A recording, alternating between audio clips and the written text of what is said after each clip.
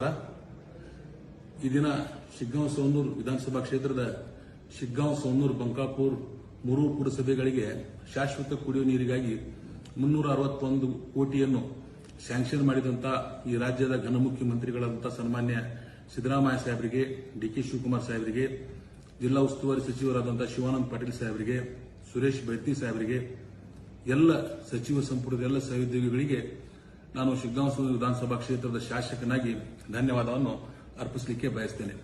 ಶಿಗ್ಗಾಂವ್ ಸವಣೂರು ಬಂಕಾಪುರ ಸುಮಾರು 1.5 ಲಕ್ಷ ಜನಸಂಖ್ಯೆ ಇರುವಂತಹ ಒಂದು ಪುರಸಭೆಯ ಮೂರು ಪಟ್ಟಣಗಳಲ್ಲಿ ಸುಮಾರು 20-25 ದಿನಕ್ಕೆ ನೀರು ಬರುವಂತಹ ಒಂದು ಪರಿಸ್ಥಿತಿ ಇತ್ತು.